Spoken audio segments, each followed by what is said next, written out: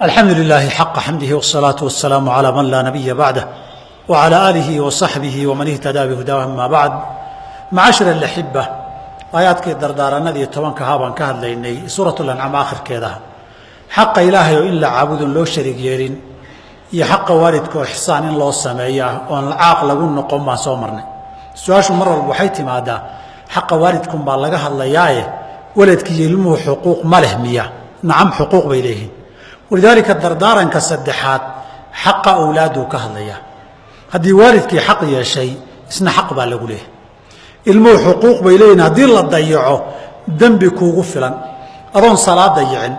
ونصوت ضيعن وقرآن أخرين وصلاة الليل وتاجن ذنب النار لقوا قالك وغفلا هذا المه ضيعه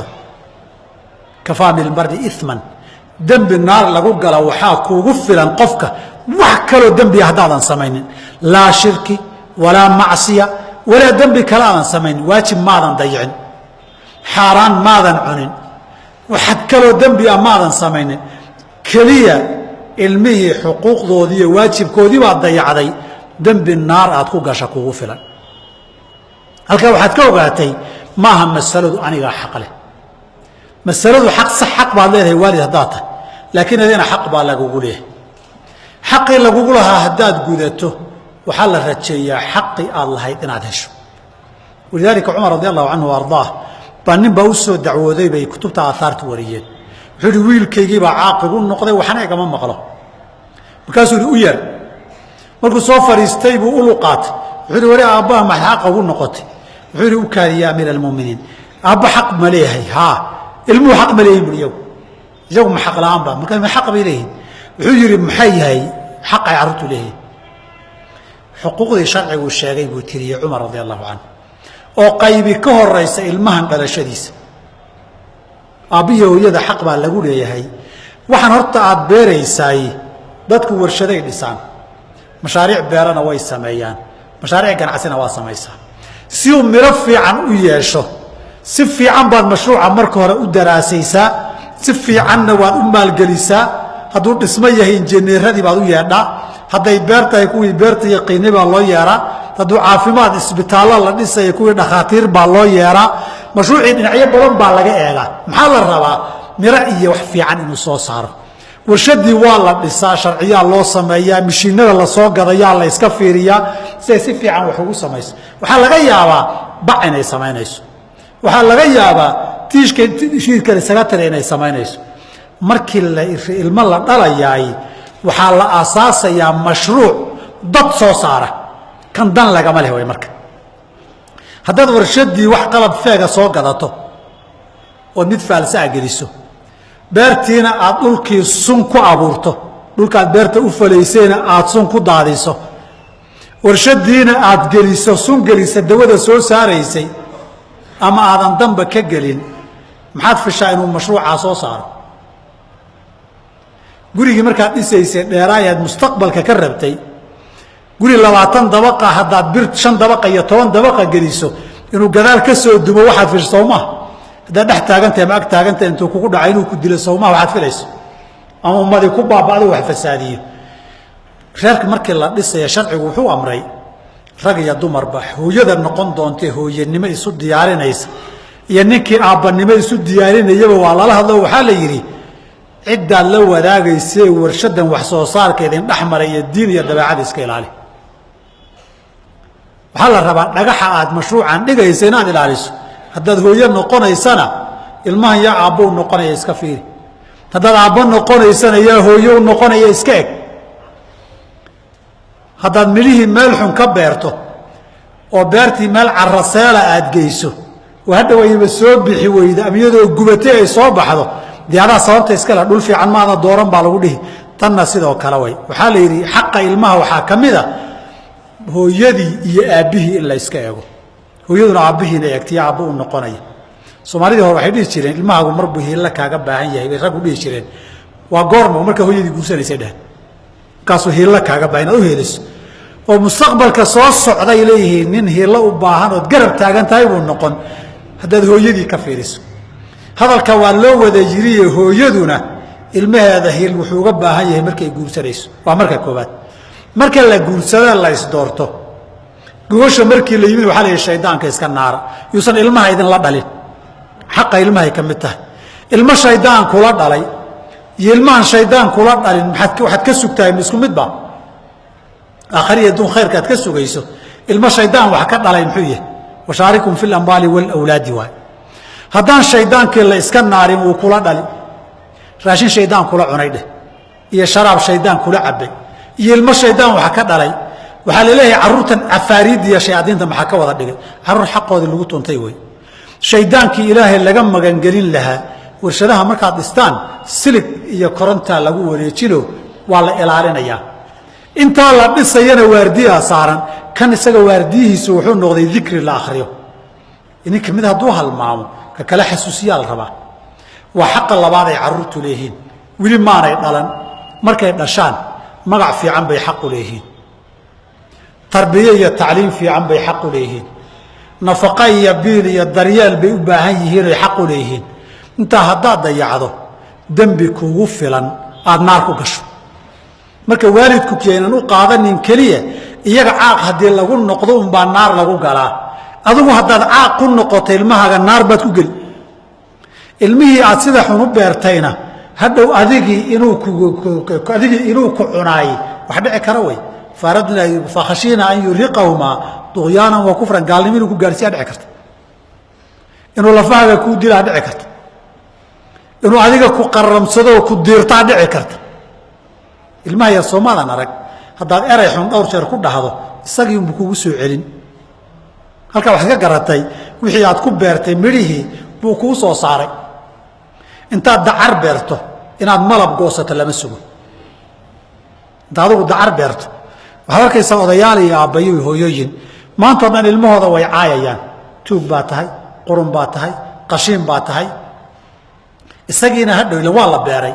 maxaa laga buuxiyo tuug baa tahay qurun baa tahay qashiin baa tahay dulliyahu baa ka buuxda hadhow muxuu isagii soo saaraayoo mantagayaa oo wax soo saarkiisiia tuug baa tahay qurun baa tahay waraa tuugyo adaa tuuga wey maalinka dambe adaa tuuga dee wuu dili markuu intaa maqlo maxaa u dili waxa adugu ku beertay buu ku siiyey midhood beertay buu wax walba wixii lagu rido uu soo saaraa intaad dacar ku rirto malab lama goosto intaad qodax beertana moos goosan maysid haddaad qodaxdii quruca iyo adigu aad beerto hadhow inaad moos iyo midho iyo cad hiliba goosata dee ha sugin ilmuhu waa mashruuca ugu qaalisanee aadamuhu ay sameeyaan waa qoyska waxa ugu qaalisanee dunidana dad buu soo saaraa haddaad xaqa ilaalin weyda cumar aan sheegay radi allahu canhu wuxuu ku yidhi cumarow xaqa aan waalidka ku leenahay annagu muxuu yahay wuxuu yidhi inuu aabbahaan ku leeyahay maxaa yidhi inuu hooyo fiicanna uu kaa dhalo magac fiicanna kuu bixiyo si fiicanna wax kuu baro si fiicanna kuu tarbiyeeyo waa yidhi wuxuu yidhi aabbahay intaa iima samayn wuxuu yidhi maxaa dhacay hooyaday tii naagaha magaalada jooga ugu xumayd buu iga dhalay buui waata naagaha ugu xun anigana magaca ugu xunna wuu ii bixiyey buui oo xarwalwaal buu ii bixiyey buui jucal alif si loo qoranay ma barin ninkaygaa weynaad aragto alif ba si loo qora ma aqaan weligiina eray fiican ima dhihin marka aniga fataatiir baan ahay buui cumar ushii uu wiilka u haystay odaygii buu 3 ku jiiday wuxuu yidhi ilmuhu intaa idinku caaq ka dhigtaan ood waxun beerataan baa cumar u dhahaysaan buui maanta kadib hayeban cumar dhahaysaan buui adaa waxaan beertay buui ka gur marka ilmadee hooyadii markuu arkana dadka ay ugu liidato markuu magaciisa maqlana dadka ugu magac xun markuu barasho eegana keligii uu ka jaahilkayo waxba garanayn erayga dhegtiisu kaa maqashana cay xumaato u ahaa maxaad ka sugtaa dacar intaad beerato adeer malabaan goosto ma shaqayso ilmuhu xuquuq bay waalidka ku leeyihiin waalidku xuquuqda ilmaha ilaa sharcigeenu ilmaha jeclaada aad uma dhaho waayo ilaahay baa ku abuuray dadka inay jeclaadaan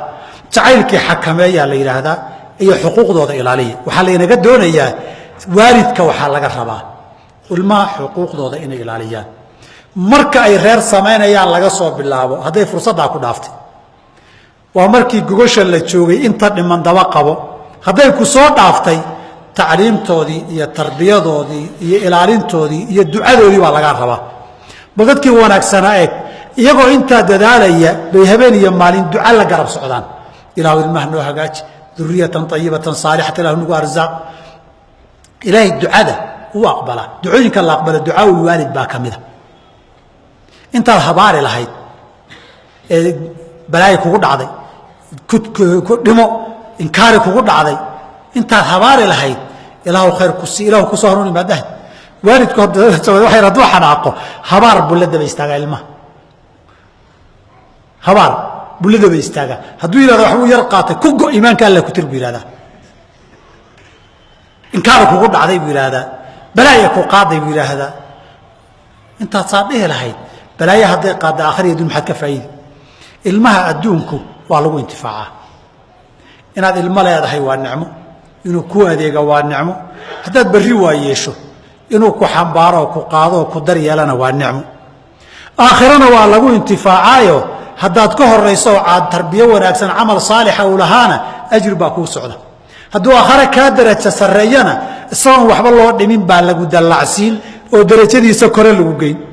aakhira darajana waa lagu dallacaa ajirna waa ku socdaa hadduu suuba yahay hadduuba ku xasuusto ku soo duceeyana ajir labaad adduunyana waa lagu intifaacaa laakiin waxa laga rabo adiga waxa weeye xaq baa lagu leeyahay hadayba ilmihooda adduunku intifaacin oo yar yar ka dhintaanna haday laba gaaraan kuwa kaaga dhintay nolol way ku shafeecaan oo ilaahay aakhira intay ku qabsadaan bay yiraahdaan si deeymeen ilaa dartaya loogu dambi dhaafo loo cafiyo oo janno loo geeyo ma sii daayaan hadayba aakhirana ku halgamayaan oo janno inay ku geeyaan rabaan haday duri kaaga dambeeyaanna ajir kaaga soconayo haday ka darajo sareeyaanna aakhira lagu dallacsiin adduunkiina aad adeegsanayso hadaba waayeeshana ay ku daryeelayaan intaas bilaash kuma imane adiguna inaad daryeesho oo dul qaadato oo sabirta lagaga baahan walidaalika hadiiba dadku Soomaalidu dhaqankii wili waan haysanaaye wiilasha la jecel yahay gabdhahana culays baa loo arkaa walow hadda aynu ogaanay gabdhuhu inay ka nacfi badnaadeen wiilasha laakiin si gaar ah loogu dardaarmay dadka sidaasoo laba gabdhood qofka Ilaahay intuu siiyo tarbiyadooda wanaajiya baa nabigu wuxuu yiri kaana taa lahu hijaaban min an-naar wada maxaa kala raadinaysa wax ka weyn oo la raadiyo hadii naartiiba lagaaga xijaabo maxaa ka weyn oo raadiya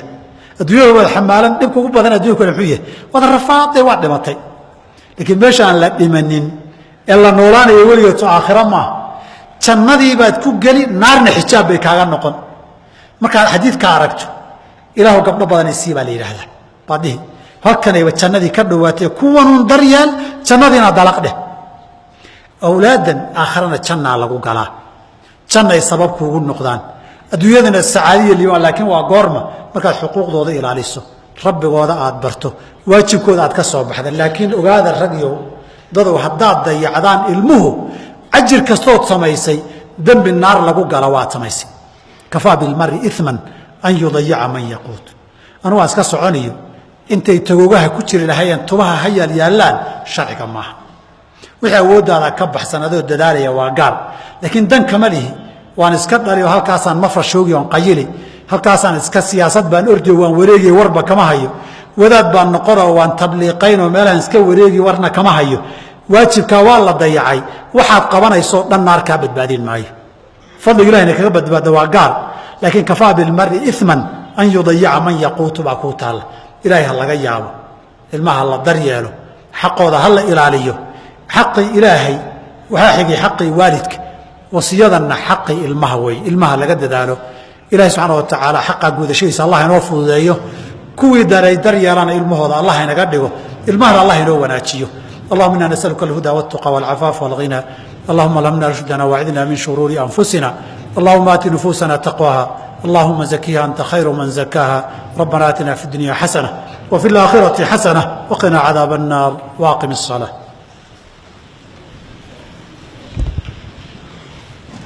الله أكبر الله أكبر